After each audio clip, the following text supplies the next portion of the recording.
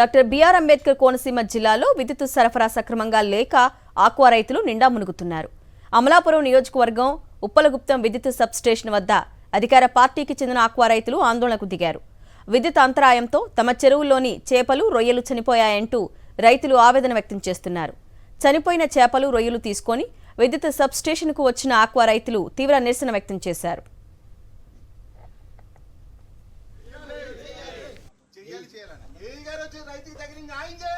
Aqua రైతుల నిరసనపై మరింత సమాచారాన్ని మా ప్రతినిధి హరీష్ అడిగి తెలుసుకుందాం. హరీష్, ముఖ్యంగా ఆక్వా రైతులు పడుతున్న ఇబ్బందులు విద్యుత్కు సంబంధించి అంటున్నారు కదా, సో మరి దానిపై అధికారుల స్పందన ఏంటి? కూటమి ప్రభుత్వం అధికారంలోకి వచ్చిన దగ్గర నుంచి అటు రైతులకు ఇటు ఆక్వా రైతులకు కూడా కరెంటు కష్టాలు ప్రారంభమైపోయినాయి.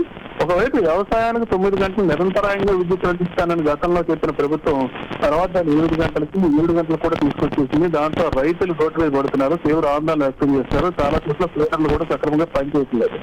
ఇదంతా వ్యవసాయానికి సంబంధించి. ఇప్పుడు ఆక్వా కూడా చేపల చెరువులు, రొయ్యల చెరువులు సాగు చేసుకునే వాళ్ళు కూడా తీవ్ర ఇబ్బందులు పడుతున్నారు.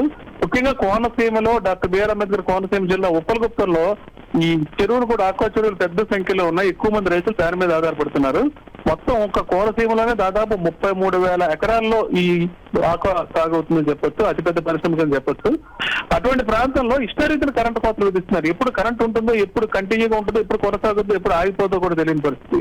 దీని పర్యవసానం ఏరియేటర్లో ఎప్పటికప్పుడు ఆ ట్యాంక్ లో ఆక్సిజన్ ఉండాలి. చేపలకు కానీ రొయ్యలు కానీ సకాలంలో పూర్తి స్థాయిలో ఆక్సిజన్ సరఫరా జరగకపోతే పూర్తి స్థాయిలో అవి చనిపోయే పరిస్థితి ఉంది. ఈ నేపథ్యంలో విద్యుత్ సరఫరా జరిగితేనే ఏరియేటర్లు తిరుగుతాయి. ఏరియేటర్లు తిరిగితేనే ఆక్సిజన్ డెడ్ స్టోరేజ్ చేరుకోకుండా ఉంటుంది. ఎప్పటికప్పుడు చేపలకు, రొయ్యలకు ఈ ఆక్సిజన్ అనే పరిస్థితి కనిపిస్తుంది. అయితే ఎప్పుడు విద్యుత్ సరఫరా జరుగుతుందో, ఎప్పుడు ఆగిపోవడంతో తెలియడంతో ఈ ఆక్సిజన్ లెవెల్స్ అయితే మెయింటైన్ చేయలేని పరిస్థితి ఏర్పడింది. దీంతో చాలా వరకు చేపలు, రొయ్యలు మృత్యువాత పడతాయి. దీంతో స్థానికంగా అధికార పార్టీకి సంబంధించి టీడీపీకి చెందిన రైతులే తీవ్ర స్థాయిలో ఆందోళన వ్యక్తం చేసి ఆ చనిపోయిన చేపలు తీసుకొచ్చి ఉప్పలగుప్తం సబ్ స్టేషన్ దగ్గర అక్కడే పోసి తీవ్ర స్థాయిలో ఆందోళన వ్యక్తం చేయడం జరిగింది. అసలు విద్యుత్ సరఫరా సక్రమంగా ఒకవైపు చేయకపోవడం ఒక ఎత్తు అయితే, ఓవర్లోడ్ అధికంగా విద్యుత్ వినియోగాన్ని విపరీతంగా పెనాల్టీలు వేస్తున్నారు. దాంతోపాటు అవసరమైన ట్రాన్స్ఫార్మర్లు ఏర్పాటు చేసుకోమని రైతులు కూడా మోయలేని భారాన్ని ప్రభుత్వం మోపుతున్న తీవ్ర స్థాయిలో ఆందోళన అయితే వారి దగ్గర వ్యక్తం అవుతుంది. విచిత్రం ఏంటంటే రైతులు ఎప్పుడైతే ఆందోళన సబ్ స్టేషన్ దగ్గరకు వస్తా తెలుసుకున్నారో విద్యుత్ అధికారులు అక్కడి నుంచి వెళ్ళిపోయారు. కనీసం ఏ రకమైన ప్రయోజనం ఇంతవరకు సంబంధించిన పరిష్కారం కూడా వాళ్ళకైతే లభించలేదు. దీని మీద తీవ్ర ఆందోళన అయితే వ్యక్తం చేస్తున్నారు. Aruna. Okay Harish, thank you.